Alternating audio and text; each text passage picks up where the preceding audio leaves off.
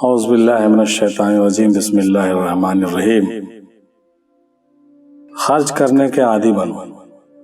حضرت غوث پاک علیہ السلام فرماتے ہیں کہ اپنے آپ کو، اپنی اولاد کو اور اپنے گھر والوں کو بھلائی کے کام اور اس پر ہمیشگی کی عادی بناؤ، اور اپنے ہاتھوں کو روپیے کے خرچ کرنے کا عادی بناؤ، اور اپنے دلوں کو اس سے بے رغبتی کا عادی بنا لو، اور اس کو اس کے محتاجوں پر خرچ کرنے سے دریغ نہ کر۔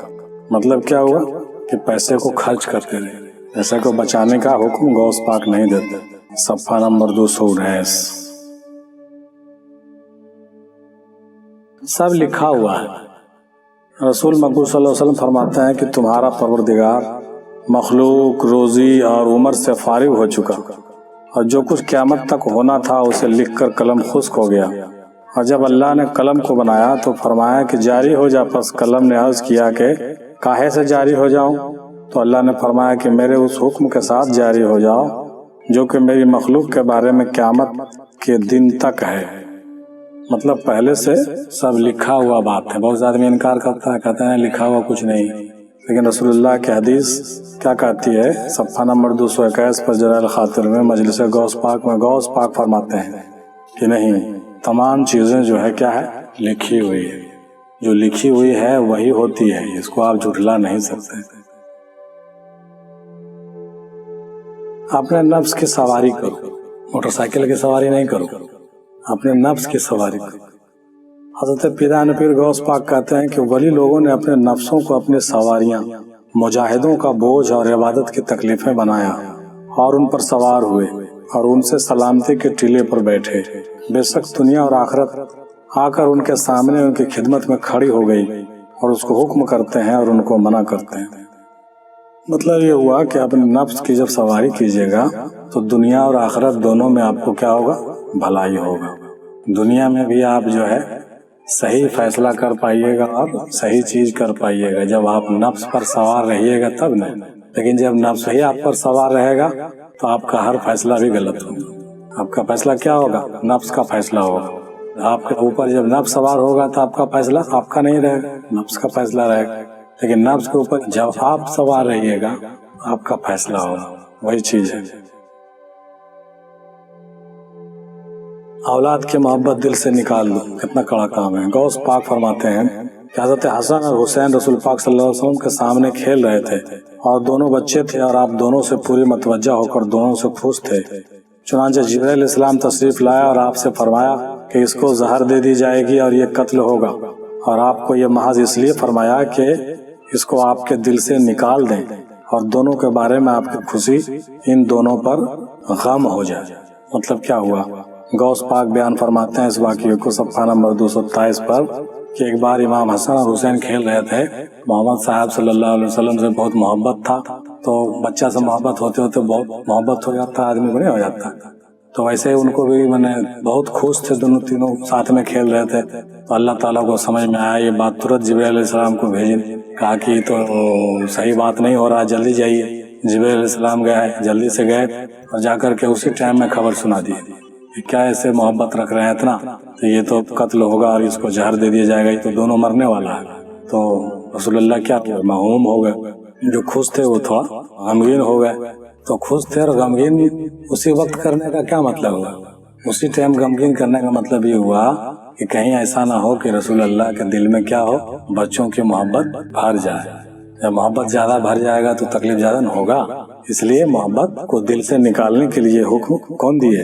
جبرائیل علیہ السلام آ کر کے یہ خبر سنائے، اور رسول اللہ کے دل سے کیا ہوا؟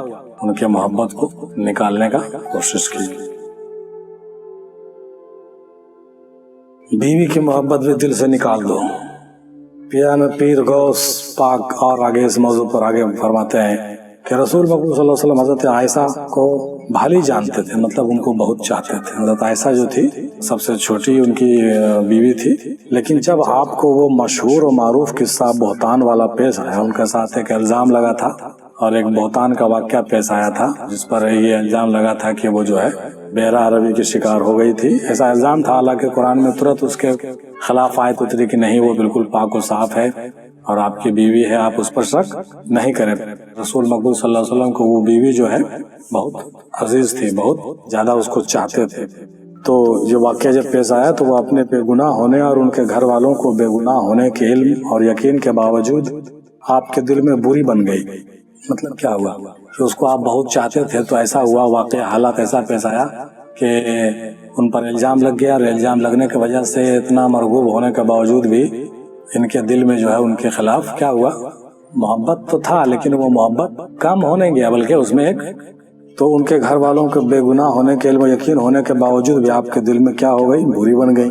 اس واسطے کہ نبی صلی اللہ علیہ وسلم کو اس سے حق تعالیٰ کا مقصد معلوم تھا۔ مطلب اللہ تعالیٰ چاہتے تھے کہ رسول اللہ کے دل میں کسی بھی مخلوق کا محبت نہیں بھرے، نہ تو بیوی کا محبت بھرے، نہ بچے کا، نہ ناتی کا، نہ نتنی کا، کسی کا نہیں۔ تو اس کو دل سے پاک کرنے کے لیے رسول اللہ کے ساتھ کچھ واقعات ایسے مطلب ہوئے اور ہوتے ہیں آج بھی لوگوں کے ساتھ، اس سے کیا ہوتا ہے کہ آپ کا جو ہے مطلب دل کا رغبت دوسرے طرف نہیں جائے گا، بلکہ اللہ کی طرف ہمیشہ متوجہ رہے گا۔ ماں سوا حق اور غیر اللہ سے دل کو پاک کرو۔ کیسے کرو؟ غوث پاک فرماتے ہیں کہ حضرت یعقوب علیہ السلام نے جب حضرت یوسف علیہ السلام سے محبت کی اور جو ہوا سو ہوا، ان کے اور ان کے درمیان جدائی کر دی گئی۔ اور اس قسم کے بہت سے قصے اولیاء اور انبیاء کو پیش آئے جو حق تعالیٰ کے پیارے ہوئے ہوتے ہیں، نہ کہ غیر کے۔ ان کے دل اس کے ماں سوا سے خوش ہوتے ہیں۔ مطلب کیا ہوا؟ حضرت یعقوب علیہ السلام کے بیٹا کون تھے؟ یوسف علیہ السلام تھے۔ تو یعقوب علیہ السلام کو اپنے بیٹے سے بڑی محبت تھی۔ یوسف علیہ السلام سب سے چھوٹے تھے، تو چھوٹے بھی تھے اور خوبصورت بھی تھے، تو یعقوب علیہ السلام ان سے بہت محبت کرتے تھے۔ تو ان سے جب محبت کرتے تھے تو نتیجہ کیا ہوا کہ اللہ تعالیٰ کو یہ بات ان کو پسند نہیں تھی۔ یوسف علیہ السلام کو کنویں میں ڈلوا دیا اور اعلان کروا دیا، خبر دے دیا کہ بھیڑیا اس کو کھا گیا۔ سب بھائی لوگ اس کو ایسا کیا، کنویں میں ڈال دیا اور کہا دیا کہ بھیڑیا کھا گیا، دیکھو یہ کرتا جو ہے خون سے لت پت۔ یعقوب علیہ السلام ان کے یاد میں تو بہت روتے تھے، یہاں تک کہ روتے روتے جو ہے اندھے ہو گئے۔ 40 سال ان کے غم میں روتے رہے یعقوب علیہ السلام، آپ اندھے ہو گئے۔ تو ان کے دل میں بھی بیٹا کا محبت بہت تھا، تو بیٹا کا محبت ان کے دل سے نکالا گیا۔ خالص اللہ کے لیے ہر عمل کرو۔ چنانچہ حضور غوث الثقلین فرماتے ہیں کہ تمہارے لیے اخلاص لازم ہے، اس کے لیے نماز پڑھو نہ کہ اس کی مخلوق کے لیے، اس کے لیے روزہ رکھو نہ کہ اس کے مخلوق کے لیے، دنیا میں اللہ کے لیے زندگی گزارو نہ کہ اس کے مخلوق کے لیے، اور نہ اپنے نفسوں کے لیے، اپنی ساری عبادتیں اللہ کے لیے کرو نہ کہ اس کے مخلوق۔ مطلب کیا؟ ہم لوگ کیا کرتے ہیں؟ نماز پڑھتے ہیں دوسرے کو دکھانے کے لیے، روزہ رکھتے ہیں دوسرے کو خوش کرنے کے لیے، زندگی دنیا میں بھی گزارتے ہیں تو جیسے سب لوگ کہتے ہیں گزارنے ہم ویسے گزارتے ہیں، اپنے من سے تو گزارتے نہیں۔ جتنا بھی کام ہم لوگ کرتے ہیں سب اپنے نفسوں کے لیے، اپنے خواہشوں کے لیے کرتے ہیں، اور اپنی ساری عبادتیں اللہ کے لیے کرنے کا، کسی بھی مخلوق کے لیے نہیں کیجیے بلکہ صرف اللہ کے لیے کیجیے۔ سوا نیک اعمال کے کچھ فائدہ نہیں دے گی۔ غوث پاک کہتے ہیں کہ نیک اعمال اور اخلاص پر قدرت نہ ہوگی مگر آرزویں کوتاہ کرنے سے، اور آرزو کو کوتاہ کرنے پر قدرت نہ ہوگی مگر موت کو یاد کرنے سے، اور اس پر قدرت نہ ہوگی مگر پرانی قبروں کو دیکھنے اور قبروں والوں اور یہ جن حالات میں تھے ان پر غور کرنے سے۔ بوسیدہ قبروں کے پاس بیٹھو اور اپنے آپ سے کہو وہ سب کھاتے تھے، پیتے تھے، شادی کرتے تھے، پہنتے تھے اور جمع کرتے تھے، اب ان کا کیا حال ہے؟ کون سی چیز ان کو فائدہ دیتی ہے؟ سوائے نیک اعمال کے ان کے ہاتھ میں کوئی بھی چیز نہیں ہے۔ کن کے ہاتھ میں؟ جو دنیا سے گزر گئے ان کے پاس کیا ہے؟ سوائے نیک اعمال کے ان کے پاس کچھ نہیں ہے۔ نہ ان کے پاس ڈگری رہی، نہ ان کے پاس دولت رہا، نہ ان کے پاس رشتہ داری رہا، یہاں تک کہ بیوی بال بچہ کوئی نہیں رہا۔ قبر میں وہی کام آیا جو ان کا اپنا تھا۔ اپنے نفس کے لیے خدا سے امیدیں مت لگاؤ۔ غوث پاک کہتا ہے کہ تم اللہ تعالیٰ سے توقع اپنے نفس کے لیے کرتے ہو، اور اللہ والے اپنے پروردگار اعلیٰ سے مخلوق کے خاطر توقع کرتے ہیں، اس سے انہی کے لیے مانگتے ہیں اور اس پر انہی کی وجہ سے اصرار کرتے ہیں۔ وہی ہیں جنہوں نے مخلوق کو چھوڑ دیا اور اپنے دلوں کو مخلوق سے پاک کر لیا ہے۔ ان کے دلوں میں مخلوق کا ایک ذرہ بھی نہیں رہتا، ان کا ٹھہراؤ اسی کے ساتھ، اس کے لیے اور اس کے ذریعے سے ہے۔ وہ بغیر تنگی پوری کشادگی میں ہے اور بغیر کسی غم کے پورے خوشی میں ہیں۔ کون پوری خوشی میں ہے؟ اللہ والے لوگ جو ہیں بنا کسی توقع کے، مطلب امید کے، وہ امید نہیں رکھتے ہیں، آس نہیں جتاتے ہیں کہ ہم کو یہ ہو جائے گا اور ہم کو وہ ہو جائے گا۔ اور اگر توقع کرتے بھی ہیں تو اپنے نفس کے لیے کون کرتے ہیں؟ عام لوگ کرتے ہیں، ہے نا۔ کہتا ہے کہ تم اللہ تعالیٰ سے توقع اپنے نفس کے لیے کرتے ہو، تم یہ امید رکھتے ہو کہ ہم کو یہ ملے گا، ہم کو یہ ملنا چاہیے، ہم اس لائق ہیں، ہم کو یہ ہونا چاہیے، لیکن اللہ والے ایسا نہیں کرتے۔ اپنے مرتبے اور راز کو چھپاؤ۔ کیسے بھائی؟ غوث پاک کہتے ہیں کہ جو تمہارے پاس ہے اس کو چھپاؤ، بس اگر تمہیں اس کی کسی دوسرے نے خبر دی ہے اس کا بوجھ تمہارے پر ہوگا، اور اگر تم نے اپنی طرف سے خبر دی ہے تو تمہیں سزا ملے گی۔ بس ادب یہی ہے کہ خبر دینے والے تمہارے سوا اور کوئی دوسرا ہو، تم نہ ہو۔ مطلب کیا ہوا؟ یہ صفحہ نمبر 226 پر ایک بڑھیا بات لکھا ہوا ہے۔ مطلب یہ ہوا کہ جو تمہارے پاس ہے اس کو چھپاؤ۔ چھپا مطلب کیا؟ جو تمہارے پاس علم ہے اس کو نہیں چھپاؤ۔ کچھ بات راز کی اگر ہو تو کچھ پردے کی ہو، کچھ بھید کی بات ہو جو تمہارے اور اللہ کے درمیان ہو، تو اس کو سب کو نہیں کہیے کہ ہم جو ہے ہم نے یہ کر لیا ہے نا، اس کو چھپا۔ ہاں اس کے بارے میں اگر کوئی تم کو دوسرا بتا دے کہ ہاں تم کو ویسے دیکھیں تو ٹھیک ہے، اپنے سے نہیں بتانا، اپنے سے نہیں چاہیے کہ ہم نے جو ہے وہ چیز پا لیا اور ہم نے وہ چیز دیکھ لیا یا ہم وہاں پہنچ گئے۔ کوئی دوسرا اگر تم کو بتا دیا کہ ہاں ہم تم کو دیکھے ہو ایسے کرتے ہوئے، وہ ٹھیک ہے۔ اب جیسے علامہ اقبال تمام بزرگوں سے ملتے تھے اور رسول اللہ سے بھی ملتے تھے، لیکن وہ اپنے سے کسی کو نہیں کہتے تھے کہ ہم جو ہے ہم ان کے مسجد نبوی میں نماز پڑھتے ہیں یا ان کے پیچھے رہتے ہیں، وہ اپنے سے کسی نہیں کہتے تھے۔ لیکن بہت سے لوگ ان کو خواب میں دیکھتے تھے اور وہی لوگ کہتے تھے کہ آپ کو ہم ایسا دیکھتے ہیں۔ تو یہ ہونا چاہیے ہم لوگوں کو بھی کہ اپنے سے کوئی مرتبہ کا بخان اپنے سے نہیں کرنا چاہیے کہ ہم نے یہ پایا، ہم نے وہ دیکھا اور یہاں پہنچ گئے اور وہاں پہنچ گئے۔ جو کہیں پہنچتا ہے وہ کسی کو نہیں کہتا، لیکن جو نہیں کہیں پہنچا ہے وہی خوب ڈینگ ہانکتا ہے۔ کہ کوئی آدمی اگر اپنے سے اپنا خوب تعریف کرے تو سمجھ جائیے کوئی جھوٹا ہے، لیکن جو نہیں تعریف کرتا ہے اپنا تو سمجھیے کہ وہ چھپا رہا ہے، تو سمجھ لیجیے کہ وہ ہے اس کے پاس تبھی چھپا رہا ہے۔ اس لیے غوث پاک کے حکم دیے ہیں کہ اپنے باتوں کو چھپائیے۔ بہت زیادہ ضروری رہے تو کہیے، اپنے لوگوں سے نہیں کہیے گا تو کس سے کہیے گا نا، سب سے نہیں کہتے پھریے، اپنے مرتبے اور راز کو چھپاؤ۔ خوشی اور غم، نفع نقصان جب برابر ہو جائے، غوث پاک فرماتے ہیں اول کلمہ لا الہ الا اللہ محمد رسول اللہ ہے، اور آخری منزل یہ ہے کہ تعریف و مذمت، بھلائی برائی، فائدہ نقصان، لینے لوٹانے، مخلوق کے آگے آنے اور ان کے پیچھے ہٹنے کا برابر ہونا ہے۔ یعنی کہ دین اسلام اور ایمان کی پختگی کی آخری درجہ یہ ہے کہ نفع نقصان، تعریف مذمت، بھلائی برائی، خاک و زر، خوشی اور غم یکساں ہو جاتے ہیں۔ چنانچہ مزید یہ فرماتے ہیں کہ اول کو صحیح کرو تاکہ دوسرا بھی صحیح ہو جائے، اور نیک اعمال کا دار و مدار خاتمہ پر ہے، سو کلمہ کے دعویٰ کو دلیل کے ساتھ ثابت کرو۔ غوث پاک کہتے ہیں کہ پہلا کلمہ جو طیب ہے لا الہ الا اللہ محمد رسول اللہ، یہ تو خالی کہنے کی چیز ہے، لیکن یہ ثابت کب ہوگا؟ جب آپ اس پر قائم رہیے گا۔ قائم رہنے کا مطلب یہ نہیں کہ خالی منہ سے لا الہ پڑھتے پڑھتے مر گئے تو قائم ہو گئے، نہیں۔ قائم رہنے کا مطلب یہ ہوا کہ اس کلمے کو اچھے طریقے سے زندگی بھر پڑھیے اور زندگی میں اس کو سمجھ لیجئے اور اس کو ایسا اپنے اندر ڈھال لیجئے کہ آپ کے اندر اس کی خوبی پیدا ہو۔ تب اور خوبی جب پیدا ہوگی تو بہت ٹائٹ پیدا ہوگی۔ کلمہ جو ہے بہت اونچی چیز ہے اور اس کو بہت سمجھنے میں بہت وقت لگتا ہے آدمی کو۔ جب اس کو آدمی سمجھ لیتا ہے تو کیا ہوتا ہے، اس کے پاس یہ سب خوبی پیدا ہو جاتی ہے۔ کہ کون سی خوبی پیدا ہو جاتی ہے کہ اس کو آپ گالی بھی دیجیے گا تو کچھ نہیں کہے گا، اس کو آپ تعریف بھی کیجیے گا تو بھی وہ بہت خوش نہیں ہوگا۔ اس کے پاس دولت رہے گا تو بھی ٹھیک، نہیں رہے گا تو بھی ٹھیک، اس کو پوسٹ ملے گا تو بھی کوئی دقت نہیں ہے، نہیں ملا اس کو پوسٹ چھین گیا تو بھی کوئی دقت نہیں ہے۔ ایسا ہو جاتا ہے، تو ایسا آدمی جلدی نہیں ملے گا۔ ایسا آدمی کون ہوتا ہے؟ جو اس کلمے کو پوری طرح سے اپنے دل میں اتار چکا ہو، تبھی وہ آدمی ایسا ہوگا، ورنہ ایسا ہو نہیں سکتا کبھی۔ اپنی ذات سے فانی اور مولا کے ذات سے باقی ہو جاؤ۔ غوث پاک فرماتے ہیں کہ جو بندہ اس مقام تک پہنچ جاتا ہے تو وہ اپنی ذات سے فانی ہو جاتا ہے اور اپنے پروردگار اعلیٰ کی ذات کے ساتھ موجود ہو جاتا ہے۔ لیکن یہ اس مقام تک پہنچنا اتنا آسان بات نہیں کہ خالی بول دیے تو پہنچے گا، جی نہیں۔ بندہ جو ہے اپنی ذات سے فانی اور مولا کے ذات سے باقی ہونے میں اس کو سالوں سال وقت لگتا ہے. یہ نہ کہ خالی ایسے ہم نے کہہ دیا کہ بھائی جو تو ہے سو میں ہوں، تو ایسا تھوڑی بولنے سے ہو جائے گا. جو تو ہے سو میں ہوں ایسا کہنے والا سب ہے، خالی منہ سے کہنے سے نہیں ہوگا. جب اس کے جیسا آپ ہو جائیے تب کہیے. جب اس کے جیسا ہم نہیں ہیں تو ہم کیا کہیں گے جو تو ہے سو میں ہوں؟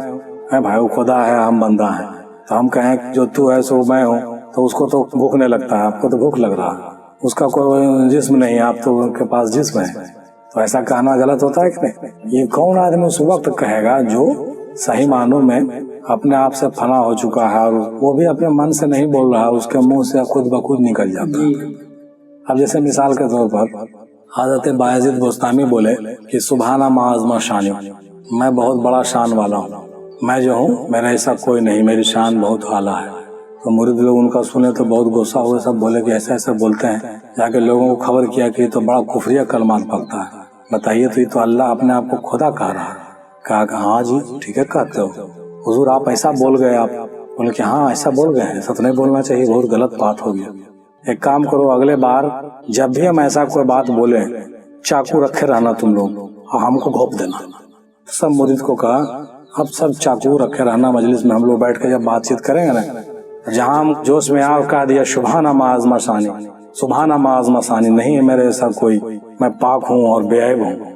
جب ایسا ہم کہہ دیں تو ہم کو آپ لوگ سب چھری مار دیجیے گا، پورا اجازت ہے میرے طرف سے. وہ سب بھی خوش ہوا، بولے کہ ہاں یہ بات صحیح ہے، چلو کر کے دیکھتے ہیں.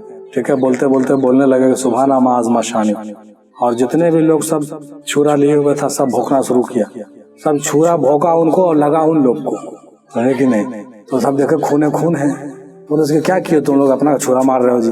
بول نہیں حضور دیکھیے نا، ہم تو آپ ہی کو مار رہے تھے، دیکھیے ہم کو لگ گیا. بولا ہم کو نہ مارنا چاہیے جی. تو کہنے کا مطلب کیا ہوا، ایسا جو بول رہا تھا آدمی تو اس وقت تو نہیں تھا. اگر اس وقت رہتا تو اس کو چھری لگنا چاہیے تھا، لیکن وہ تھا ہی نہیں تو چھری کہاں سے لگے. اور ہم لوگ کیا، ہم لوگ پوری طرح سے بیٹھے ہوئے کرسی پر کہہ رہے ہیں سبحانہ ما عظم ثانی، چلے گا؟ نہیں چلے گا. وہ اس آدمی کے لیے ہے جو اس مرتبے کو پہنچتا ہو، اور ہر گھڑی اس مرتبہ پر کوئی بیٹھا ہوا نہیں رہتا. آج تک کوئی ایسا ولی نہیں کہ ہر گھڑی اس مرتبہ پر بیٹھا. منصور صاحب بھی بولے انا الحق، تو کیا ہر گھڑی بولتے تھے؟ نہیں، وہ ایک وقت تھا جس ٹائم وہ بولے. اگر جس ٹائم وہ بولے تھے اس ٹائم اس کو اگر کاٹتا بھی تو نہیں کٹتا ہوگا، لیکن وہ بولا کس ٹائم اور کاٹ دیا دوسرا ٹائم، کٹ گیا، کٹے گا نہیں. وہی چیز ہوتا ہے. تو اسی طریقے سے تو کیا ضرورت ہے ویسا بات بولنے کا. ہم ٹھیک ہے ہم جانتے ہیں، جان رہے ہیں، سمجھ رہے ہیں، لیکن ہم جو ہے وہ بات نہیں بولیں گے، نہیں بولنا چاہیے. تو جب بندہ اس مقام تک پہنچ جاتا ہے تو وہ اپنی ذات سے فانی ہو جاتا ہے اور اپنے پروردگار اعلیٰ کے ذات کے ساتھ موجود ہو جاتا ہے. تو جو موجود ہو جاتا ہے تو اس کو کیا ہوگا، کچھ ہوگا اس کو. مومن مولا کا بندہ ہوتا ہے، جبکہ منافق مال کا بندہ ہوتا ہے. غوث پاک فرماتے ہیں کہ منافق اپنی اولاد کو اس مال کے حوالے کرتا ہے جو اس نے اس کے لیے پیدا کیا، اور مومن اپنی اولاد کو اپنے پروردگار اعلیٰ کے حوالے کرتا ہے. اور منافق مخلوق کا بندہ روپیے پیسے کا بندہ ہوتا ہے، زور طاقت اور حصوں کا بندہ ہوتا ہے، مالدار بادشاہوں کا بندہ ہوتا ہے. اور ایمان والے تنگی میں، تکلیف میں، سختی میں، نرمی میں، نعمت میں، تنگدستی میں، محرومی میں، صحت بیماری میں، غریبی میں، امیری میں اپنے رب کے ساتھ قائم رہتے ہیں. کیا ہوتا ہے مطلب کہ مومن جو ہوتا ہے وہ مولا کا بندہ ہوتا ہے، اور منافق کیا ہوتا ہے، ہمیشہ مال پر ہی اس کا بھروسہ ہوتا ہے. وہ جیتا بھی ہے مال کے لیے، مرتا بھی ہے مال کے غم میں، ہارٹ اٹیک سے، اور اس کے بعد جو ہے کہ مرنے کے بعد بھی بال بچہ بھی اسی میں گرفتار رہتا ہے. تو ہم لوگوں کو کیا بننا ہے، مومن مولا کا بندہ بننا ہے، مال کا بندہ نہیں بننا. ہم لوگوں کو اللہ اپنے مخصوص بندوں کو قید کرتا ہے. اب دیکھیے کیسے قید کرتا ہے. تو سب غوث پاک کہہ رہے ہیں، ہمارے طرف سے نہیں ہے کہ ہم کہہ رہے ہیں. غوث پاک فرماتے ہیں کہ جس کسی سے اللہ تعالیٰ بڑی نیکی کا ارادہ فرماتا ہے اس کو قید کرتا ہے، اور اس کو اس کے دل کے قدموں پر اپنے سامنے کھڑا کر لیتا ہے، اور اس کے لیے دو پر پیدا فرما دیتا ہے جس کے ذریعے ان کے علم کی ہوا میں اڑتا ہے، پھر اس کے قرب کے برزخ میں پناہ لیتا ہے، اور باوجود اس کے اس پر روب ڈالتا ہے. مطلب یہ ہوا کہ اللہ تعالیٰ اپنا جو نیک بندہ کسی کو اگر چنتا ہے نا تو اس کو کیا کرتا ہے، قید کرتا ہے. اور اس کو قید کیسے کرتا ہے، نہیں کیسے قید نہیں کرتا، مطلب اس کو اپنے لیے چن لیتا ہے، اپنے کام کے لیے اس کو چن لیتا ہے، اور چننے کے بعد اس کو ایسا انتظام اس کے لیے کر دیتا ہے کہ وہ پھر اسی لائن میں لگ جائے گا، वही सब चीज को सीखेगा, वही सब चीज को पढ़ेगा, वही सब चीज पर चलेगा और वही सब चीज करेगा। ऐसा सबको क्यों नहीं होता है? ऐसा सबको नहीं होगा इसलिए कि सबको तो चुनता नहीं। जिसको चुना उसी को ये सब इंतजाम किया, उसको किसी नेक बंदे के पास भेजा, कहीं किसी मजलिस में पहुंचा दिया, किसी अच्छे मरकज से जोड़ दिया, किसी अच्छे वली के सोहबत में बिठाया। ये भी क्या है? उसका एक बहुत बड़ा कर्म है। जिस पर उसका कर्म होता है उसको इस सब चीज को दिमाग में डालता है। आखिर नवादा में इतना आदमी है तो 5 आदमी काहे बैठ के सुन रहे हैं? सबको काहे ना इस लाइन में आने का मन करता है? सोचने वाला बात। तो वही चीज होता है, सब इस काम को नहीं कर सकता है और सबको अल्लाह ताला कैद भी नहीं करता है इस काम को करने के लिए। देखते हो कितना अच्छा फरमा रहा है कि उसके दिल के कदमों पर अपने सामने खड़ा कर देता है और उसके लिए 2 पर पैदा फरमाता है जिसके जरिए से इल्म की हवा में उड़ता है, इल्म की हवा में उड़ता है और उसको अपने कुर्ब के बरज़ख में पना लेता है और उसके बाद उस पर रोब डालता है। मतलब उसके अंदर जो है उसका कशिश और उसकी समझ और उसका रोब पैदा होना शुरू हो जाता है। यहाँ तक कि जब वो उसका आईना हो जाता है तो जब उसको मंजिल पर पहुंचा देता है तो इसके भी चेहरे से अल्लाह का रोब टपकने लगता है। इसलिए बहुत से अल्लाह वालों को देखोगे तो आंख नहीं मिला सकोगे उससे। अभी भी ऐसे लोग हैं, बहुत से लोग ऐसे हैं अभी भी। हमको एक आदमी मिले थे, वो हमको बोले कि क्या बतावें, आपको कभी मिल के देखिए उनसे। कोई वारसी है वहाँ अभी भी देवा में, बोले कि आप उनके सामने बैठ के उनसे आंख नहीं मिला सकते, इतनी जबरदस्त रूहानियत उनसे है। मतलब उनके साथ बैठिएगा ना तो वाइब्रेट होइएगा, आपको लगेगा कि हम बैठे हुए जहाँ पर कि कुछ वाइब्रेशन हो रहा है हमारे अंदर। ऐसा भी है, अभी भी ऐसा। कहने का मतलब क्या हुआ कि वो आदमी बिल्कुल डूबा हुआ है तो जाहिर सी बात है तो उससे आप नजर मिलाने में भी आपको बहुत तकलीफ होगा, नहीं मिला पाइए और उसके साथ बैठ के 2 बात बोलने की जरूरत नहीं होगा, हिम्मत नहीं होगा पूछने का। क्यों?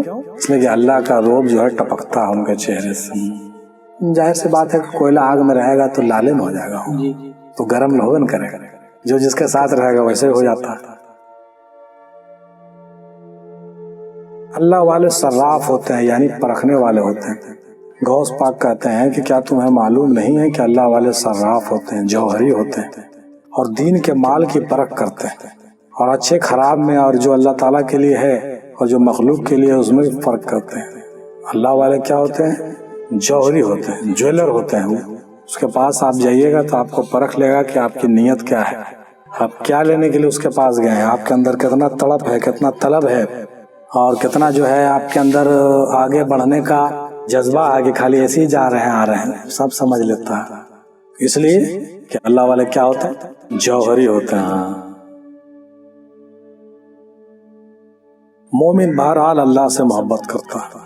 गौस पाक कहते हैं मोमिन अल्लाह ताला से मोहब्बत ही करता है। अगरचे उसकी आजमाइश करे और अगरचे उसका खाना पीना पहनना इज्जत पाना सही रहना कम कर दे और उससे मखलूक को दूर कर दे, फिर भी वो उसके दरवाजे से भागता नहीं है बल्कि उसकी दहलीज से चिमटा रहता है। जब दूसरे को देता है और उसको महरूम रखता है तो वो वहशत खाता है और ना ही एतराज करता है। अगर उसको देता है तो शुक्र करता है और अगर रोक लेता है तो सब्र करता है। उसका मकसूद बख्शिश नहीं है, उसका मकसूद उसको देखना, उसके नजदीकी और उसके यहाँ जाना है। उसका जो मकसूद है ये नहीं है कि किसी तरह से बख्शा जाए, बख्शिश हो जाए, हमको मिल जाए, तो सब चीज से मतलब उसको होता है कि हमको वहां तक पहुंचना। सच्चा मुहिब खतरों का खिलाड़ी बन जाता है। सच्चा जो मुहिब होता है ना, अल्लाह ताला के से मोहब्बत रखने वाले, अपने महबूब से सीधे जमे तीरों के बिना पर पलटता हटता नहीं है बल्कि अपने सीने पर लेता है। किसी चीज की मोहब्बत अंधा और बहरा बना देती है। जो कोई अपनी मांगी चीज को जान लेता है, उस पर खर्च करता है, आसान हो जाता है। सच्चा प्यार करने वाला अपने महबूब की तलाश में हमेशा खतरात में घुस जाता है। अगर उसके सामने आग हवा उसमें घुस जाता है, इस चीज से भीड़ जाता है जिस पर दूसरा जसारत भी नहीं करता। मतलब जो सच्चा लोग होता है उसके पास हौसला और हिम्मत भी होता है और बड़ा बड़ा डिसीजन वो ले सकता है। लेकिन जो सच्चा नहीं होगा वो क्या है कि तुरंत भाग जाएगा। दुनियावी एतबार से भी दीनी एतबार से भी वही बात है। बहुत से लोगों को बहुत से बात करने की हिम्मत नहीं होती, खास तौर से सच बात बोलने का हिम्मत तो लोगों में बहुत एकदम नहीं होता। उम्र के हिसाब से नहीं देखा जाता, उसके लिए कलेजा चाहिए। किसी के सामने अगर कोई सच बात का बोलना है जिससे आपको खतरा हो, बहुत मुश्किल काम होता है। गौस पाक फरमाते हैं कि सच्चा जो होता है ना मुरीद, वो बिल्कुल खतरों का खिलाड़ी होता है, उसको फिक्र न होता है कि क्या होगा। मुसीबत के वक्त ही ईमान, यकीन और मार्फत का पता चलता है।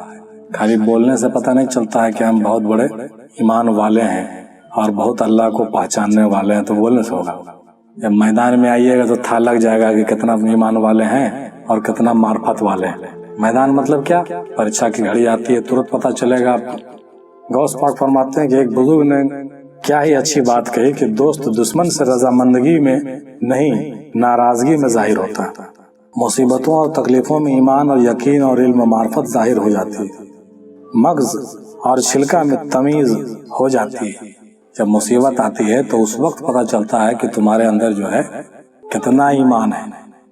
जब मुसीबत झेलने की बात आती है तब इमाम हुसैन मुसीबत झेल करके भी जो है हक पर कायम रहे नहीं।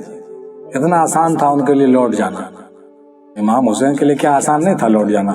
हम लौट जाते, क्या जरूरत था सबको सर कटवाने का, इतना बाल बच्चा कोई करने का, कोई जरूरत नहीं था। लेकिन उन्होंने क्या किया? उन्होंने जो है ईमान को तरजीह दिया, मार्फत को तरजीह दिया और अल्लाह की रजामंदी को तरजीह दिया और उसके लिए जो है दुनिया को भी, दुनिया के पोस्ट को भी, अपने घर द्वार को भी, यहाँ तक के मक्का मदीना जो उनके लिए अजीज था उसको भी छोड़ा, हज को भी छोड़ा, सब कुछ को छोड़ा। लेकिन मेन चीज को कायम करने के लिए उन्होंने मुसीबत में भी खड़े रहे, डटे रहे। तो उसी से पता चलता है कि आप जो है कितने ज्यादा कामिल यकीन और ईमान वाले हैं। ये मुसीबत में पता चलता है। ना कोई तुम्हें देखे और ना तुम किसी को देखो। गौस पाक फरमाते हैं कि अल्लाह वाले आरजू करते हैं कि ना दुनिया और आखिरत को, ना इंसानों को, ना ही जिनों को और ना ही फरिश्तों को देखें। आरजू करते हैं कि अपनी आंखों से किसी को ना देखें और किसी की आंखें उनको ना देखें। अल्लाह वाले क्या चाहते हैं कि हम किसी को नहीं देखें और कोई हमको भी नहीं देखे, क्या जरूरत है। इसलिए हजरत अवैस करनी रजी अल्लाह ताला अन्हो जो है फरमाया थे हजरत अली और हजरत उमर से कि अल्लाह को पहचानते हो? तो कहा कि जी हाँ। तो कोशिश करो कि और किसी को नहीं पहचानो। फिर कहा कि क्या अल्लाह ताला भी तुमको पहचानता है? बोले कि हाँ। कहा कि ये कोशिश करो कि उसके अलावा और तुमको कोई नहीं पहचाने। तो ये थोड़ा क्रिटिकल हो जाता है और क्रिटिकल भी हो जाता है और इसको कहेंगे रियर केस है, मतलब हर आदमी के साथ ऐसा नहीं हो सकता। अब हजरत अवैस करनी की तरह अगर हर कोई हो जाए कि भाई हम अल्लाह को पहचानेंगे, अल्लाह हमको पहचानेगा, दुनिया हमको कोई नहीं पहचाने, तो फिर हर जगह ही काम नहीं चल सकता। रियर केस है, एक दो आदमी ऐसे हो गए, इसका मतलब ये नहीं कि हमको उनका अनुसरण करना चाहिए, कोई जरूरी नहीं है। ठीक है, आपको अल्लाह पहचानता है, आप अल्लाह को पहचानते हैं, लेकिन जब तक आप दूसरों को नहीं कुछ बताइएगा तो फिर उसका क्या फायदा है? दूसरों को भी तो बताइए, है ना। अब उसके लिए आपको जाने कुछ लोग तो कोई बात नहीं, आप भी कुछ लोगों को जानिए, क्या दिक्कत है, रहिए, लेकिन उसमें उलझिए और फंसिए नहीं, है ना। अगर रसूलुल्लाह भी यही चाहते कि हम बेवस करने की तरह रहेंगे, हम तो महबूब भैया हैं, अल्लाह हमको पहचान रहा है, हम अल्लाह को पहचान रहे हैं, तो इस्लाम कैसे फैलता? बोलिए। आप तालीम नहीं देते, आप कुरान नहीं सिखाते लोगों को, 1,25,000 लोग सहाबा आपके नहीं रहते, इस्लाम फैलता दुनिया में जी। तो ये कहना कि नहीं अवैस करने पर चलेंगे रास्ते पर, ये सब पीर के लिए शोभा देगा? नहीं नहीं, पीर को तो रहनुमाई करना पड़ेगा भाई, कि नहीं करना पड़ेगा, बताइए। अब अच्छा, यहाँ पर एक बात और ये होती है कि बहुत से लोग ऐसा करने का मतलब ये समझता है कि बच के साफ निकल जाएंगे। इसको उर्दू में कहते हैं तन आसानी।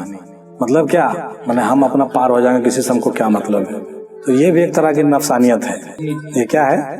नफसानियत और मफाद परस्ती। ये देखने में बहुत अच्छा लग रहा है कि अवैस करने के रास्ते पर हम चल रहे हैं, लेकिन इसके भीतर जो छुपा हुआ वो मफाद है, लालच है, मफाद है, बचने और छुपने की डर है, खतरों का डर है कि खतरों से हम भिड़ेंगे नहीं, खतरों से बचेंगे, हमारा नफ्स महफूज रहेगा।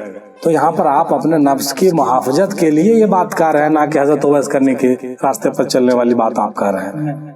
आप जो है तनासानी ढूंढ रहे हैं और बचना चाहते हैं और पूरी तरह से मुकम्मल नफसानियत की पैरवी आप कर रहे हैं। ये जो है कोई रूहानियत की बात नहीं है। हाँ, दूसरों के लिए अगर हमारा जान जाता हो, दूसरों को उससे फायदा हो, जैसा कि ख्वाजा मोइनुद्दीन चिश्ती फरमाते हैं थे कि दुनिया की जितनी मुसीबतें हैं मोइनुद्दीन के जान पर भेज। गंजुल असरार में लिखे हैं बाबा कि या इलाही, दुनिया की जितनी मुसीबतें हैं मोइनुद्दीन के जान पर भेज اور جب تک میں اپنے مریدوں کو جنت میں نہیں داخل کر لوں گا میں جنت میں نہیں جاؤں گا۔ وہ سب نے آدمی بڑا مہان ہوا جی، ہیں کہا کہ سب جنتی ہو جائے گا، تو کہا کہ بھائی کسی کو مت کہنا، جو نماز پڑھے گا صبح میں وہ سب جنتی ہو جائے گا۔ انہوں نے الٹا کیا، پیر کا حکم نہیں مانا، کہا کہ ہم کو جنت میں جانے کا فکر نہیں ہے، لیکن اگر یہ جھوٹ بول دینے سے سب جنت میں چل جائے گا تو معین الدین کا کیا دقت۔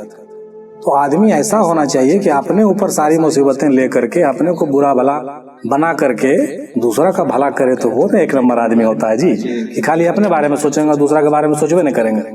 تو یہ جو ہے اس کو کہتے ہیں تن آسانی۔ حضرت عثمان ہارونی تو چیک کر رہے تھے کہ وہ کیا سوچتا ہے، پتہ چل گیا کوئی اپنے بارے میں نہیں سوچتا ہے، دوسروں کے بارے میں سوچتا ہے۔ ہاں تو اب ہم کو سمجھ میں آ گیا کہ آدمی بالکل بے نفس اور بے خود ہو گیا ہے، اور یہ جو ہے اللہ کے ذات میں فنا ہے، اس کو اپنے ہستی کا فکر نہیں ہے۔ تب ان کا نام رکھا گیا غریب نواز، کہا کہ تم غریب نواز ہے، جاؤ ہندوستان کے راجا بن جاؤ، بن گئے۔ جو آدمی دوسروں کے بارے میں سوچے، دوسروں کے بھلائی کے بارے میں سوچے، وہ نہ ہوتا ہے غریب نواز۔ آج بھی ان کے دربار میں کوئی جاتا ہے تو جو ہے ان کو ان کی دعا سے بہت سا کام ہو ہی جاتا ہے۔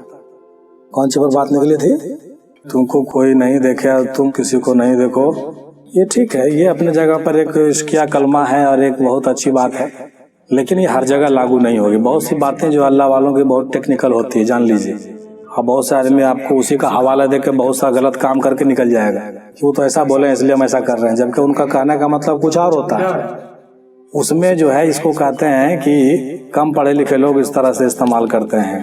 تو پڑھے لکھے لوگوں کی بات کو سمجھنے کے لیے بھی تو دماغ چاہیے۔ ایسا تھوڑی ہے کہ دادا حضور جتنا بیان فرما دیے کوئی بھی بات تو کیا وہ سب آپ سمجھ گئے؟ جی نہیں، ان کا ایک ایک بات کو آج بھی نہیں سمجھ پائیے گا، اتنا ٹیڑھا ٹیڑھا بات۔ اب جیسے مثال کے طور پہ بولے اے آم کھانے والے گٹھلی پر نظر رکھ، کیا مطلب ہوا اس کا؟ اے آم کے شاید آئے گٹھلی پر نظر رکھ، گٹھلی کیا ہے آم کیا ہے؟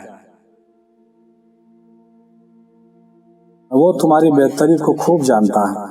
غوث پاک فرماتے ہیں کہ سب سے زیادہ تم بھوک اور تنگ دستی سے ڈرتے ہو، اگر تم کو یقین ہوتا تو اس قسم کی چیز کو نہ سوچتے، تم اپنے پروردگار اعلیٰ کے ارادے کے موافق بن جاؤ۔ اگرچہ تمہیں بھوکا رکھے، چنانچہ اپنے دل کی خوشی سے صبر کرو، اگر تمہارا پیٹ بھر دے تو اس کا شکر کیا کرو، وہ تمہاری بہتری کو خوب جانتا ہے، اس کے یہاں کنجوسی اور کمی نہیں ہے۔ 70 نبی فاقہ سے انتقال کر گئے مگر شکایت نہیں کیا۔ 70 نبی جو گزرے ہیں وہ بھوک سے انتقال کر گئے بنا کھائے پیے، مگر کسی کو کہا نہیں۔ غوث پاک نے فرمایا کہ 70 نبی علیہ السلام ملتزم مقام کے درمیان مدفون ہیں، جن کو بھوک اور چڑیوں نے مار ڈالا، اس واسطے نہیں کہ ان کے پاس کوئی ایسی چیز نہیں تھی جس میں ان کا پیٹ بھرتا، بلکہ انہوں نے ایسا پسند کیا اور ان سے اس پر راضی ہوئے۔ یہ ان سے ان کو بلند کرنے کے لیے کیا، نہ کہ ان کو بے عزت کرنے کے لیے، بلکہ اس لیے کہ دنیا ان کے سامنے ہیچ ہے۔ میں 70 انبیاء کی موت جو ہے بھوک اور فاقہ سے ہو گئی، اور انہیں کہ اپنے زبردستی ہو گئی نہیں، ان لوگ ایسا چاہتے تھے کہ ہم بھوکے مارے جائیں۔ ایسے بھی نبی لوگ ہوئے وہ چاہتے تھے کہ ہم بھوکے مارے جائیں، ہے نا؟ تو اب بتائیے سمجھ میں آتی ہے بات کچھ؟ حضرت سما نیازی صاحب کے پاس کچھ مرید پہنچے تو انہوں نے کہا کہ حضور ہم کو مرید کرنا ہے، کر لیجئے۔ سما نیازی صاحب نے کہا کہ کیا لینے کے لیے آئے ہو، میرے پاس کیا ملے گا؟ ارے ملے گا کچھ نہیں، الٹے دینا پڑے گا۔ کہا کیا دیں گے حضور؟ کہا کہ خون دینا ہوگا تمہارا، اپنا جان دینی ہوگی۔ میرے پاس مرید ہونے کے لیے آئے ہو تو خون اور جان لے کے آؤ، ملے گا کچھ نہیں اور لگے گا۔ تو جو سچے ہوتے تھے وہ مرید ہو جاتے تھے، جو جھوٹے ہوتے تھے بھاگ جاتے۔ تو وہی چیز دادا حضور بھی ایک فرماتے تھے کہ یہاں پر آئے ہو کچھ ملے گا نہیں سوائے مصیبت پریشانی کی، کچھ ہوگا نہیں، اس لیے مرید مت ہو۔ مرید ہونے کا مطلب کیا ہے؟ مرید ہونے کا مطلب کہ آپ تحریک محمدی سے جڑ رہے ہیں، آپ محمدی تحریک کے حصہ بننے والے ہیں۔ تو محمد صلی اللہ علیہ وسلم نے جب وہاں کربلا میں خون پلایا تو آپ کو بھی تو پلانا ہوگا، تو اس کے لیے تیار رہیے نا۔ ایک 19 کو جنگ لڑے، دنیا بھر کی شہادت ہوئی، لوگ اپنی جان دیے، حضرت امیر حمزہ کا کلیجہ چبایا گیا، لوگ مارے گئے، سر کٹے گئے، کٹایا گیا، تو کیا یہاں کون دولت بنانے کے لیے آ رہا سب؟ یہاں تو سر کٹانے والا کام ہے۔ ویسا آدمی آئیے نا پھر اس کام کو کرنے کے لیے، تو کیا لا رہے ہیں، فائدہ کیا؟ ہم نے کہا رہے ہیں، غوث پاک دیکھو کہا رہے ہیں نا جی، دادا حضور بھی یہی بات بولیں کہ نہیں بولا؟ سما نیازی بھی یہی بات بولے، وہ بھی تو ہم کہیے دیا آپ کو۔ نہ زندگی کی آرزو کرو اور نہ موت۔ غوث پاک فرماتے ہیں کہ خاص لوگ موت کی آرزو کرتا ہے، خاص لوگ موت کی آرزو کرتا ہے تاکہ رب کے ساتھ تنہا ہو جائے، اور وہ آخرت کے شوق میں رہتے ہیں. یہ لوگ نادر ہیں، جبکہ خاص الخاص ایسے بھی ساج نادر لوگ ہیں کہ نہ زندگی کی آرزو کرتے ہیں اور نہ ہی موت کی، بلکہ اس میں وہ اپنے ارادے سے خالی ہو جاتے ہیں.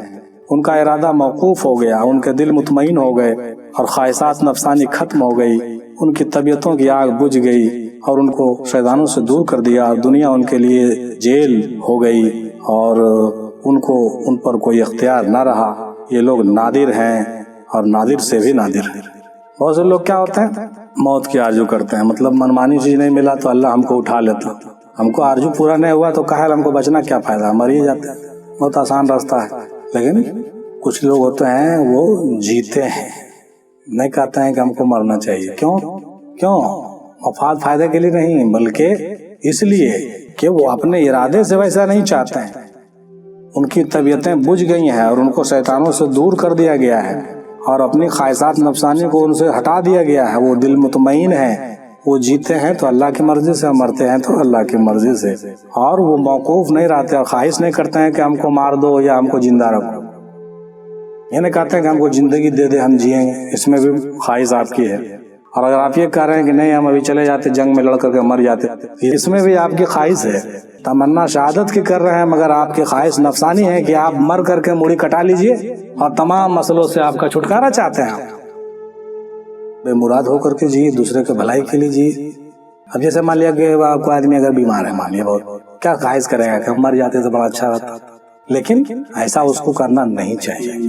مرنے کی خواہش کرنا، مرنے کی آرزو کرنا حدیث میں بھی منع ہے.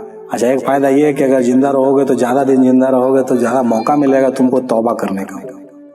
اس سے بہتر ہے کہ جان بچا کے بچو، یہیں توبہ استغفار کرو، پورا گناہ کو پورا یہاں اس کا یہ کرو، اپنے کیے ہوئے جتنے گناہ ہے اس کے جرم کو بھوگو، اور یہیں صاف ستھرا ہو کر کے آرام سے بسترے پر رکٹ کے مرنا زیادہ بہتر ہے، تاکہ وہاں ہم کو اس کا سزا ہم کو بھگتنا نہیں پڑے.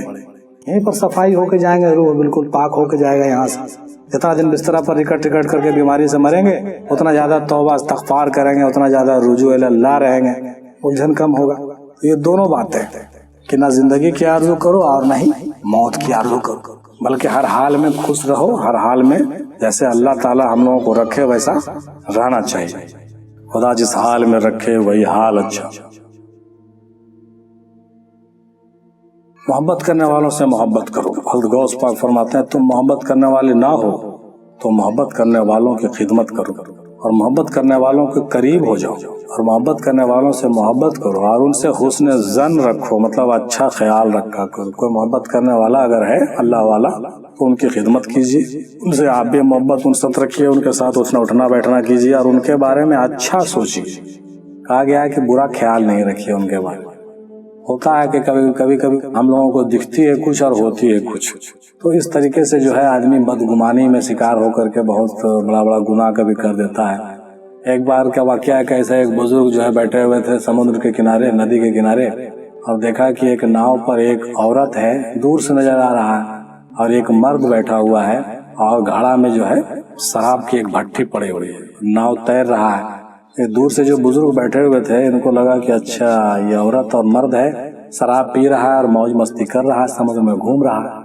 وہ دھیرے دھیرے کر کے قریب آیا اور دیکھا کہ اس ناؤ میں جو ہے بیٹا بیٹھا ہوا تھا، ماں بیٹھی ہوئی تھی، اور گھڑا میں پانی تھا. ماں تھی بیمار تو اس کو گھما رہا تھا، پلا رہا تھا، پانی پلا رہا تھا، دوا کھلا رہا.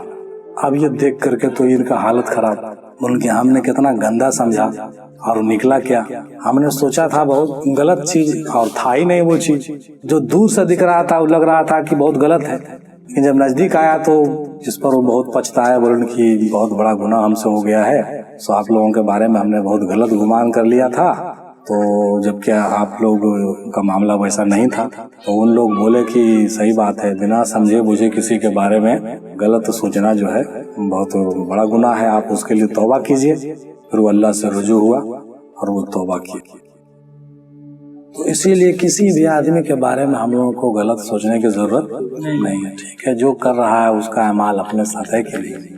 اب کیا کر رہا ہے وہ جانے، اس کا معاملہ وہ اللہ جانے، رسول جانے ہے. بھائی جب بہت زیادہ لگتا ہے تو غلط تو کبھی بولنا پڑتا ہے کہ ہاں بھائی یہ زیادہ ہو رہا ہے، تو اب بولو، ہم لوگ ہمارا حق ہے بولنے کا.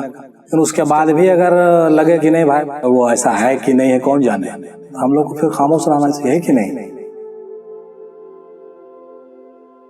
اپنی قدر پہچاننی چاہیے۔ قطب الاقطاب غوث پاک فرماتے ہیں کہ حضرت شیخ حماد رحمۃ اللہ علیہ فرماتے ہیں کہ جس نے اپنی قدر نہ پہچانی اس کو قدروں نے اس کی قدر پہچانوا دی۔ اپنے قدر کا انکار کرنے کے بجائے اپنی قدر کو مان لینا تمہارے لیے زیادہ بہتر ہے، چونکہ جاہل اپنی قدر سے اور دوسرے کی قدر سے جاہل ہوتا ہے۔ مطلب یہ ہوا کہ اپنی قدر آپ خود کیجئے، نہیں سمجھے؟ اپنی قدر پہچاننی چاہیے۔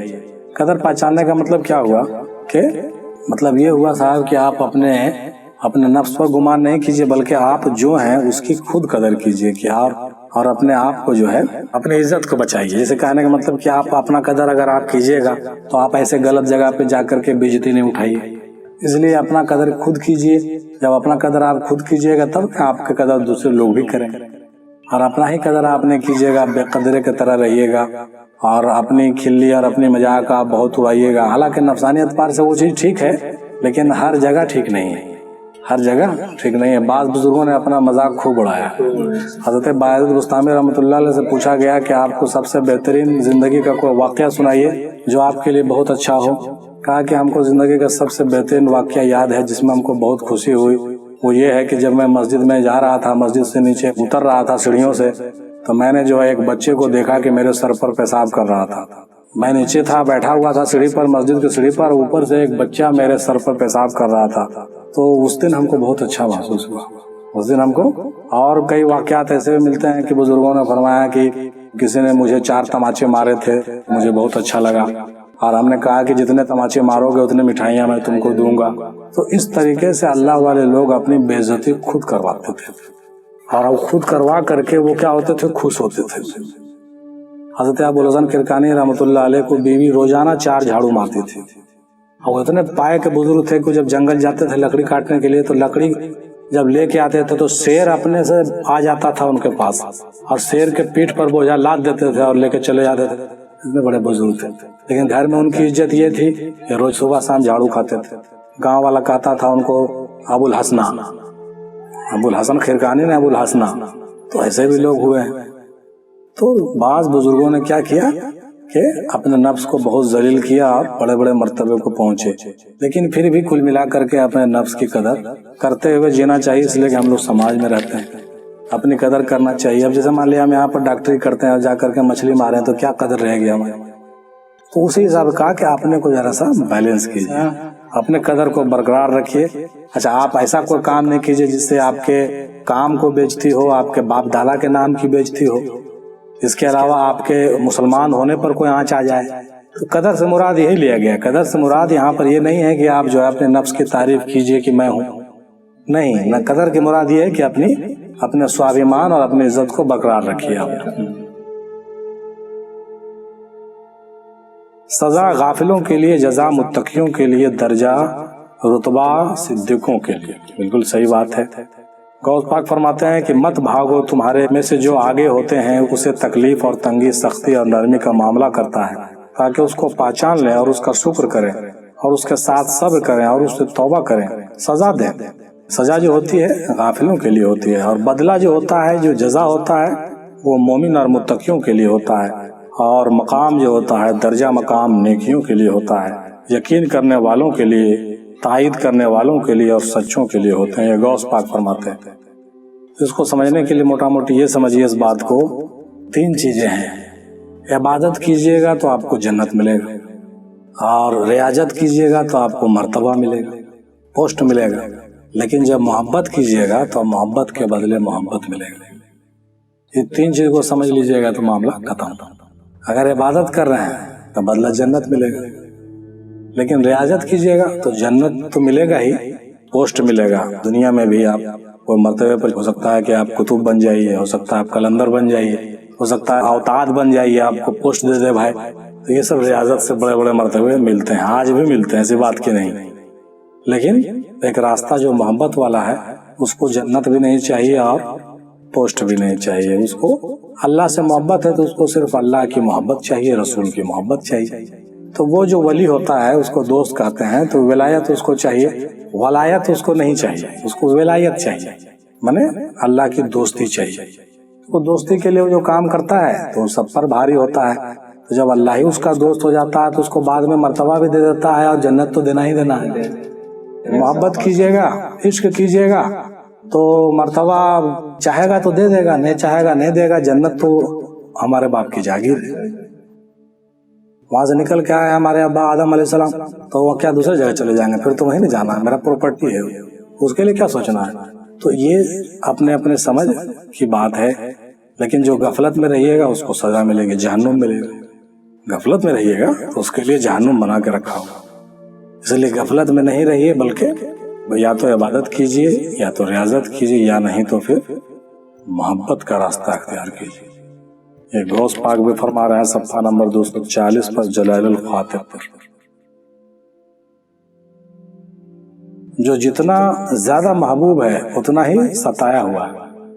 غوث پاک کہتے ہیں حدیث کے حوالے سے، نبی کریم نے فرمایا صلی اللہ علیہ وسلم کہ نبیوں کے گروہ کو لوگوں سے زیادہ مصیبتیں درپیش ہوتی ہیں، پھر ان جیسوں کو، پس ان ایسوں کو مومن کی جب آزمائش ہوتی ہے صبر کرتا ہے اور اپنی مصیبت کو لوگوں سے چھپاتا ہے اور ان سے شکایت نہیں کرتا. اس لیے کہ رسول صلی اللہ علیہ وسلم نے فرمایا کہ مومن کی خوشی اس کے چہرے کی خوشی ہوتی ہے اور اس کا غم اس کے دل میں ہوتا ہے.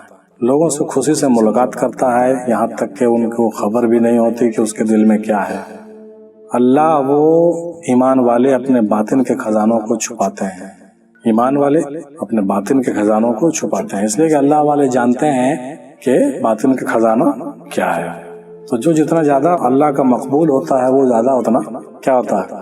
ستایا ہوا ہوتا ہے، اس کا دل شکستہ ہوتا ہے. عیسیٰ علیہ السلام نے اللہ تعالیٰ سے پوچھا کہ آپ کہاں رہتے ہیں؟ تو جواب آیا اندا منکسرت قلوبہم لا جلی، میں ٹوٹے ہوئے دلوں میں رہتا ہوں. کون کہا؟ اللہ تعالیٰ نے کہا. اللہ تعالیٰ سے پوچھا عیسیٰ علیہ السلام نے کہ آپ کہاں رہتے ہیں؟ کہا کہ میں ٹوٹے ہوئے دلوں میں رہتا ہوں. ایک جواب ہے نا، بہت اچھا جواب ہے. غم و مصیبت سے حکمت اور اسرار کھلتے ہیں. اب دیکھیے اس کا فائدہ جو ہے ٹیکنیکلی کیا ہے. خالی نہیں کہ خالی اللہ والے کو جو ہے اللہ تعالیٰ غم دیتا ہے تو خالی ایسے دیتا ہے کہانی سننے کے لیے نہیں، اس کے پیچھے راز ہوتی ہے، بھید ہے. غم کیوں دیتا ہے اللہ والے کو؟ اس لیے کہ غم سے ہی جو ہے کیا ہوتا ہے، حکمت اور اسرار کھلتے ہیں. حکمت اور اسرار موج پرست اور آرام پرست کو کبھی نہیں کھلے گا. حکمت اور اسرار بھید یا جو بات چیت ہم لوگ ابھی کر رہے ہیں، سمجھ رہے ہیں، بوجھ رہے ہیں، ذرا منا جو بھی، یہ بھی غم اور مصیبت کا ہی نتیجہ ہے کہ کچھ سمجھ میں ہم لوگوں کو آتی ہے بات. اگر ذرا منا ہم لوگ اس کو جھیلتے ہیں تو کچھ بات سمجھتے ہیں، ورنہ نہیں سمجھ پائیے. غوث پاک فرماتے ہیں کہ غم دلوں پر حکمتوں اور رازوں کو برسانے والا بادل ہے. تم غم اور شکستگی پر صبر کیوں نہیں کرتے ہو؟ حالانکہ اللہ تعالیٰ نے ایک جگہ ارشاد فرمایا کہ میں اس کے پاس ہوں جن کے دل میری وجہ سے ٹوٹے ہوئے ہوتے ہیں. جب دل دوری سے ٹوٹتے ہیں تو نزدیکی یعنی قربیت کے جوڑنے والا آتا ہے، ان کو جوڑتا ہے. اور جب مخلوق سے وحشت محسوس کرتے ہیں کہ غم اور مصیبت جو ہے وہ ہمارے روحانیت میں ترقی کے لیے بہت ضروری ہے. بھوک اور پیاس اور مصیبت اور تنگ دستی، یہ سب چیزیں دنیاوی حساب سے تو بہت نقصان دہ ہے، لیکن دینی اعتبار سے اس کا بہت فائدہ ہے. ہم نہیں کہہ رہے ہیں بھائی، دیکھو غوث پاک کہہ رہے ہیں غم و مصیبت سے نہیں گھبرانا چاہیے، بلکہ جو آئے اس کو جھیل لینا چاہیے اور اس پر صبر بھی کرنا چاہیے. ولیوں کی نافرمانی خدا کو پسند ہے. آپ نے فرمایا جب اللہ تعالیٰ کے دلوں میں کوئی ولی نافرمانی کرتا ہے، جب کوئی ولی نافرمانی کرتا ہے تو فرشتے دیکھتے ہیں اور ایک دوسرے سے کہتے ہیں کہ اللہ تعالیٰ کے ولی کو دیکھو کس طرح نافرمانی کرتا ہے. اس کی نافرمانی دوری اور نفاق سے تعجب نہیں کرتے، کیونکہ وہ جانتے ہیں کہ چند دنوں کے بعد وہ دوست پیارا، نزدیکی اور محترم، پاک سفارش دوست اور وارث ہونے والا. مطلب یہاں پر تھوڑا ٹیکنیکل بات ہے، اس کو سمجھ لیجئے. صفحہ نمبر 242 پر جلال الخاطر میں غوث پاک کہتے ہیں کہ ولی جو ہوتا ہے نا، وہ تو ولی، اس کا مقابلہ کوئی دوسرا نہیں کر سکتا. جو ولی ہو گیا وہ اگر کوئی نافرمانی بھی کر رہا ہے وہ اللہ کو پسند آتا ہے. جیسے ہم لوگوں میں کیسے ہوتا ہے کہ جب کسی سے دوستی بہت زیادہ کلوز ہو جاتا ہے تو کبھی کبھی ہو جاتا ہے نا کہ چلو تمہاری بات نہیں مانیں گے، دیکھتے ہیں تم کیا کرتا ہے، تو اس سے دوستی ختم نہیں ہوتا ہے، بلکہ اس سے کیا آتا ہے، دوستی اور بڑھ جاتا ہے. تو یہاں بھی وہی چیز ہے، اللہ تعالیٰ کو اپنے ولیوں کی نافرمانی پسند ہے۔ پھر سے اس کو دیکھو کہ جب کوئی ولی نافرمانی کرتا ہے، اللہ کے ولیوں میں سے کوئی ولی جب نافرمانی کرتا ہے تو فرشتے دیکھتے ہیں اور ایک دوسرے سے کہتے ہیں کہ اللہ تعالیٰ کے ولی کو دیکھو کس طرح نافرمانی کرتا ہے۔ اس کی نافرمانی دوری اور نفاق سے تعجب نہیں ہونا چاہیے، اس سے حیرت نہیں کرو کہ یہ دوری کیوں ہو گیا، نفاق ہو گیا یہ، بلکہ چند دنوں کے بعد یہ وہی دوست ہے جو پھر دوست ہی ہو جائے گا اور دوست ہی ہے۔ لیکن کیا ہے کہ اس کے اندر کچھ ٹیکنیکل باتیں ہوتی ہے، ذرا منا ایسے بھی دیکھو گے جہاں زیادہ ناز نخرا ہوتا ہے وہاں زیادہ پیار محبت بھی ہوتا ہے، نہیں ہوتا؟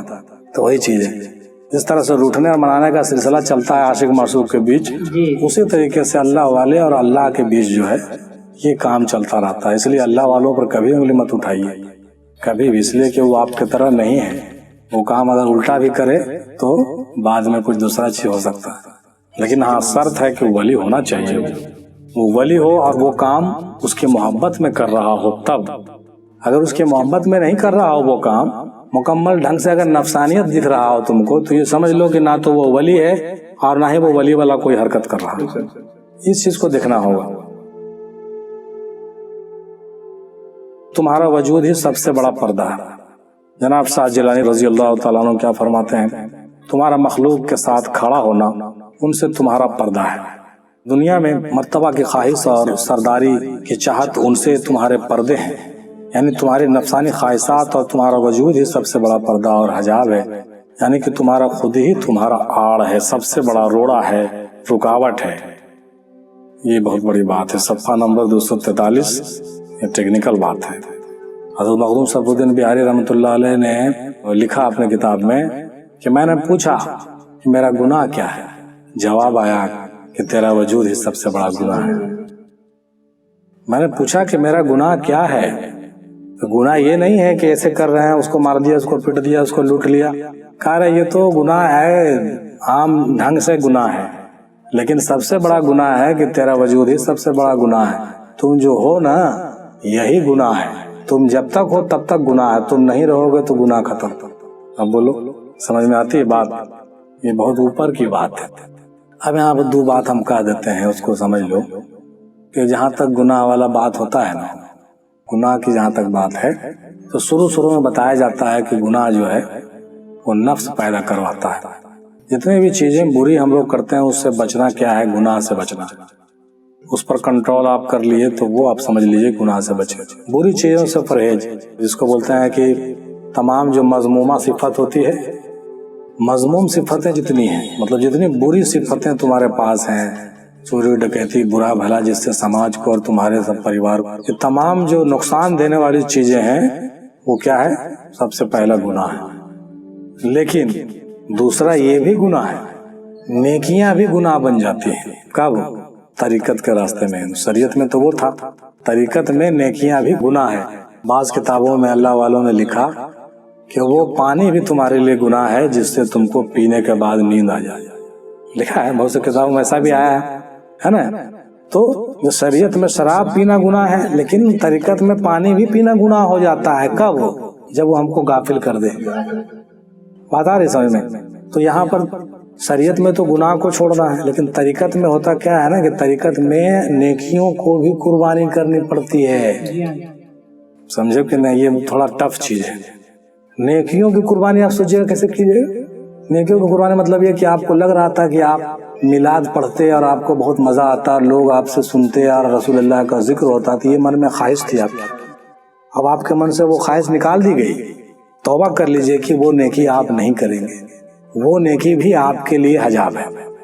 آپ اگر یہ سوچ رہے ہیں کہ آپ شاعری کریں گے، لوگ آپ کی شاعری کو پڑھیں گے اور بڑے محظوظ ہوں گے اور آپ جو ہے بڑے اچھا کریں گے، تو شریعت میں تو بہت اچھا ہے کہ نیکی کا کام کر رہے ہیں آپ، لیکن طریقت میں یہ آپ کے لیے گناہ بن سکتا ہے جب آپ کو یہ غافل کر دے، آپ کو اللہ کے بیچ میں غفلت ڈال دے، اللہ کے راستے میں چلنے سے آپ کو روڑا بنا دے بیچ میں، تو وہاں پر یہ چیزیں جو ہے نیکی بھی گناہ ہو جاتی ہے۔ اسی طریقے سے اس بات کو مخدوم بابا لکھے ہیں کہ تمہارا وجود ہی سب سے بڑا گناہ۔ تم زندہ رہو گے یا تو غلط کرو گے یا تو اچھا کرو گے، یہ نہ ہوگا۔ تم جب اپنے وجود میں جب تم رہو گے یا تو اچھا کرو گے یا خراب کرو گے، چلو خراب سے توبہ کر لیا لیکن ابھی بھی تم اچھا کرو گے، تو تمہارا وجود ہی سب سے بڑا پردہ ہے اور سب سے بڑا گناہ ہے۔ اس لیے برائی کرنا چھوڑ دیجئے، اس کے بعد نیکی کیجئے، لیکن نیکی کرنے کا گمان نہیں کیجئے، اور اپنے وجود کو اپنے سے باہر رکھیے، دور رکھیے، اپنے کو اپنے سے باہر رکھیے۔ میں بشریت سے باہر نکل چکا ہوں، تم بھی نکل جاؤ، غوث پاک کہتے ہیں۔ میں نہ کھاتا ہوں، نہ پیتا ہوں، نہ شادی کرتا ہوں، اور نہ میں اس میں کوئی بات دیکھتا ہوں، تمہارے سے ایک طرف کھڑا کر دیا گیا ہوں، تمہارے سے مطلب تمہارے جیسے یا تمہارے میں سے ایک طرف کھڑا کر دیا گیا ہوں، بات کے بغیر اشارے سے ڈھانک دیا گیا ہوں، یعنی کہ بصریت سے نکل گیا ہوں اور اپنے خودی سے پاک ہو چکا ہوں، اور اب میں تمہارے جیسا نہیں ہوں، تمہارے طرح عمل اور دنیا داری تو کرتا ہوں، مگر تم میں اور ہم میں آسمان زمین کا فرق ہے، غوث پاک کا۔ یہ صفحہ نمبر 244 پر ہے جلال الخاطر میں۔ غوث پاک اس میں بالکل کھل کر کے سامنے بیان کر دیے ہیں کہ میں تم جیسا، میں اور تم میں بہت فرق ہے، تم شیر ہو اور میں شیر نہیں ہوں، میرے میں بھوسا بھرا ہوا ہے، میں کیا ہوں؟ شیر جیسا ہوں، تم آدمی ہو اور میں آدمی جیسا ہوں، اس لیے کہ تمہارے اندر آدمی کی ساری خوبیاں اور صفتیں ہیں، لیکن ہم نے آدمیت سے باہر اپنے آپ کو کر لیا ہے، بصریت سے باہر نکل گئے اور اپنے آپ کو اللہ تعالیٰ سے ملا لیا ہے۔ اس لیے میں دیکھنے میں بندہ ضرور ہوں، مگر حقیقت میں مولا ہوں۔ کس کے لیے ہے؟ جو اس سب سے گزر چکا اس کے لیے ہے، یعنی کہ نفسانیت میں مبتلا رہے گا اور اس کے بعد کہے گا کہ میں مولا ہوں، نہیں، جو بالکل نفسانیت، انانیت اور تمام وجود کے تمام پردے سے باہر نکل چکا ہو، دیکھنے میں آدمی ہو مگر آدم سے اوپر کی چیز ہو گیا ہو، پھر رہتا ہو دنیا میں مگر جڑاؤ رکھتا ہو اوپر سے ہمیشہ کوئی بھی مفاد، کوئی بھی لالچ، کوئی بھی حرص اس کے پاس نہیں، مطلب انا بصرو مثلکم والا بات آ جاتا ہے نا۔ اللہ تعالیٰ نے رسول اللہ کو کہا تھا کہ کہہ دیجئے کہ میں تمہارے جیسا بشر، یہ نہیں کہا کہ کہہ دیجئے کہ میں بھی بشر ہوں، میں بشر ہوں مگر تمہارے جیسا ہوں۔ تمہارے جیسا مطلب کیا؟ ایک دم ڈٹو تمہارے جیسا نہیں ہوں، دیکھنے میں تمہارے جیسا ہوں، اندر سے تھوڑے تمہارے جیسا ہوں۔ ہم کو چاروں طرف نظر آتا ہے، تم کو آتا ہے نہیں؟ ہمارے شریر پر مکھی نہیں بیٹھتا، تم پر تو بیٹھتا ہے، ہمارے چہرے پر نور ہے، ہم پر وہی آتی ہے، تم پر آتی ہے نہیں؟ بہت ساری بات ہے، معراج میں گئے، تم گئے نہیں، تو کیسے تمہارے جیسے ہو جائیں گے بھائی؟ ہم کو اول بھی یاد ہے، آخر بھی، ابھی بھی یاد ہے، پیچھے سب کچھ یاد ہے ہم کو، تم کو کیا یاد؟ تم کو کچھ نہیں یاد۔ تو میں تمہارے جیسا ہوں مگر ڈٹو تمہارے جیسا نہیں ہوں، میں بشر ہوں مگر تمہارے جیسا نہیں ہوں، یہ مانے ہوا ایسا۔ اللہ تعالیٰ کو بڑے بڑے کام ہی پسند ہیں، چھوٹا موٹا کام اللہ تعالیٰ کو پسند نہیں۔ غوث پاک کہہ رہے ہیں، غوث پاک کہہ رہے ہیں، نبی کریم صلی اللہ علیہ وسلم فرماتے ہیں کہ بے شک اللہ تعالیٰ بڑے بڑے کاموں کو پسند کرتا ہے اور چھوٹے چھوٹے کاموں کو ناپسند کرتا ہے، یعنی کہ بڑے بڑے اعمال، دلیری والے کام، صبر والے کام، خطرے والے کام، قربانیاں اور اشار والے کام وغیرہ ہی اللہ کو پسند ہیں، جیسے شہادت، موت سے پہلے مرنا، اور یہ کہ اپنی خودی کو فنا کرنا جیسے کام مولا کو پسند ہے۔ اور چھوٹے کام کا مثال سمجھ لیجئے، اس کے علاوہ جو ہے سب چھوٹا کام ہے، اس کے علاوہ جتنا بھی کام ہے، چاہے وہ آپ کا نماز پڑھنا ہو، روزہ رکھنا ہو، حج کرنا ہو، زکوٰۃ دینا ہو، یا صدقہ کرنا ہو، یا خیرات کرنا ہو، یا مقبرہ بنانا ہو، یا مزار بنانا ہو، یا جو بھی آپ سوچ سکتے ہیں سوچیے، سب چھوٹا کام ہے۔ ہم نے کہہ رہے ہیں، غوث پاک کہہ رہے ہیں، جلال الخاطر صفحہ نمبر 246 پر اللہ تعالیٰ کہہ رہے ہیں کہ اللہ تعالیٰ کو کون پسند ہے؟ مرد پسند ہے، مردانگی کرنے والے لوگ پسند ہیں، صرف مولا کے لیے جینے مرنے اور مٹنے والے لوگ پسند ہیں، نہ کہ دنیا اور حرص طمع کے لیے مرنے والے لوگ، جنت اور جہنم والے لوگ۔ آتا کہ سمجھ میں کہ نہیں؟ آخرت میں سب سے پوچھ تاچھ کی جائے گی، ایسا مت سمجھیے کہ بغیر پوچھلے بھیج دیا جائے گا، نہیں، پوچھے گا ضرور۔ غوث پاک کہہ رہے ہیں، بہت سے لوگ اس میں اختلاف کرتا ہے کہ کوئی پوچھ مات نہیں ہوگا، نہیں، پوچھ مات تو ہوگا، حساب تو دینا پڑے گا۔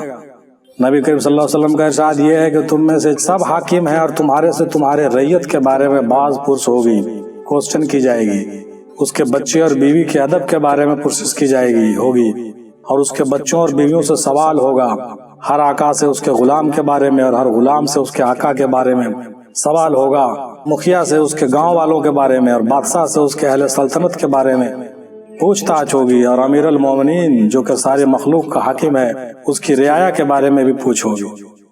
سب کو جواب دینا ہوگا کہ آپ کیا کرتے تھے وہاں. صفحہ نمبر 247 پر ہے.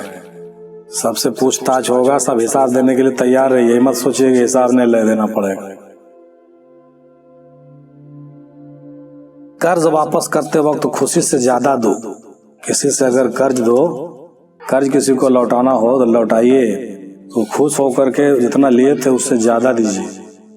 غوث پاک فرماتے ہیں کہ نبی کریم صلی اللہ علیہ وسلم سے روایت ہے کہ جب دوسرے شخص سے روپوسی کوئی قرض لو تو ادائیگی کے وقت تولنے والے کے لیے فرمایا کہ تول اور بڑھا دو. جب تم سے ایسے میں کوئی آدمی کسی سے قرض لے لے جو اسے لی ہے تو اسے اچھی اس کو دے دو, اور پہلے آپس میں شرط کیے بغیر اس کو بڑھتی دے. مطلب قرض جو لیجیے نا, تو قرض کو یہاں پہ دیکھیے دو بات پیدا ہوتا ہے. ایک آدمی ہوتا ہے جو قرضہ لیتا ہے تو کہتا ہے کتنا ہم انٹرسٹ لیں گے, وہ مانگ کے لے رہا ہے, وہ گناہ ہو گیا. لیکن اگر وہ آدمی لوٹانے والا بنا مانگے ہوئے بڑھا کے دیتا ہے تو وہ اس کے لیے نیکی ہو جاتا ہے. دیکھیے کتنا ٹیکنیکل چیز ہے. آپ نے کسی سے اگر 5,000 روپیہ لیا, بہت دن کے بعد اس کو آپ لوٹا رہے ہیں, تو آپ اس کو لوٹائیے تو 5,000 روپیہ بھی دیجیے اور 1 کلو مٹھائی بھی پہنچے, یا نہیں تو کم سے کم 500-1,000 روپیہ ایکسٹرا دیجیے الگ سے خوشی سے. بھائی دیکھیے ہم سود نہیں دے رہے ہیں, یہ ہم آپ کو اس لیے دے رہے ہیں کہ آپ نے وقت پر میرا کام چلایا. اب سوچیے کیسا شکشا ہے اسلام کا. وآخر دعوانا الحمدللہ رب العالمین برحمتک یا ارحم الراحمین.